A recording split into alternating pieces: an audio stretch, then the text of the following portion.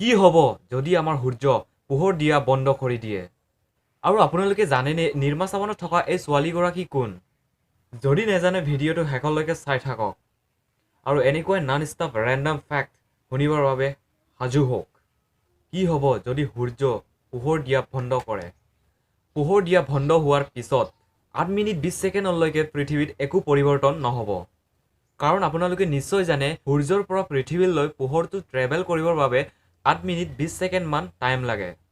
আৰু 8 মিনিট 20 ছেকেণ্ডৰ পিছত যোনটো দিশত দিন হৈ আছিল সেই দিশত ৰাতি হৈ পৰিব, আকাশত আন্ধাৰ হৈ পৰিব আৰু তৰাৰে জিলিকি ফুৰিব। কিন্তু আমি জোনক দেখি নেপাব, কাৰণ আপোনালোকে নিশ্চয় জানে জোনৰ নিজ পোহৰ নাই আৰু জোনে সূৰ্যৰ পোহৰৰ সহায় লৈহে পোহৰ দিয়ে।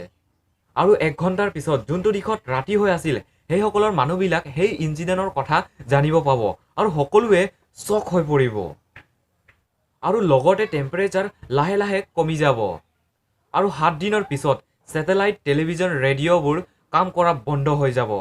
কাৰণ আপোনালোকে নিশ্চয় জানে ছেটেলাইটবোৰ সূৰ্যৰ পোহৰৰ পৰাই চাৰ্জ হয় আৰু 7 দিনৰহে বেটাৰী বেকআপ থাকে। আৰু সেই সময়খিনিত কোনটো দিশত কি হৈ আছে আমি একো গম নেপাম আৰু আমি কাৰো লগত ফোনৰ যোগেদি কথা পাতিব নেপাম।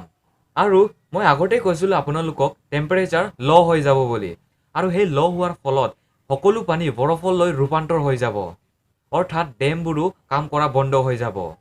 আৰু ডেমবোৰ বন্ধ হোৱাৰ ফলত আমি ইলেক্ট্ৰিচিটিৰ অভাৱত পৰি যাব আৰু সেইখিনিলৈকে বহুতো গছ গছনি আৰু প্ৰাণীয়ে প্ৰাণ হেৰালে সম্ভৱ। অধিক গছ গছনি মৰি যোৱাৰ ফলত কাৰ্বন ডাই অক্সাইড গেছৰ উৎপন্ন বেছি হৈ যাব, যাৰ ফলত নেকি বহুত মানুহে মৰি যাব। আৰু যোনখিনি মানুহ জীয়াই আছে সেইখিনি মানুহ আণ্ডাৰগ্ৰাউণ্ড বাংকাৰ্ছতে জীয়াই থাকিব পাৰিব। 1 মাহৰ পিছত গোটেই পৃথিৱীখন বৰফেৰে ঢাকি যাব। অধিক টাউন চিটিজ আৰু বিল্ডিঙে বৰফেৰে ঢাকি যাব।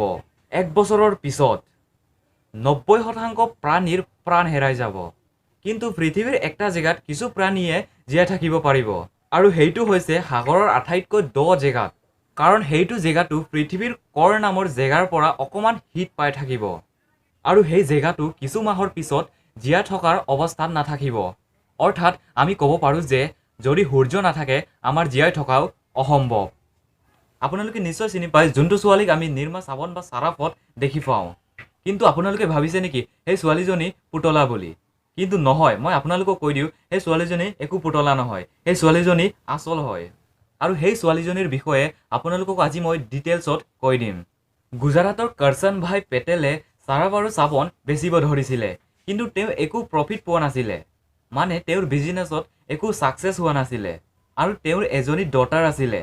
তেওঁৰ ডটাৰৰ নাম আছিল নিৰুপমা, কিন্তু মানুহে নিৰ্মা বুলি মৰমত মাতিছিলে। কৰচন ভাই পেটেলে তেওঁৰ ডটাৰক বহুতে ভাল পাইছিলে আৰু তেওঁক ডাঙৰ হৈ নাম কমাব দিব বিচাৰিছিলে। লগতে গোটেই ইণ্ডিয়াত ফেমাছ হওক বুলি ভাবিছিলে। কিন্তু হঠাৎ এদিন তেওঁৰ ডটাৰ এক্সিডেণ্টত মৰি গ'ল।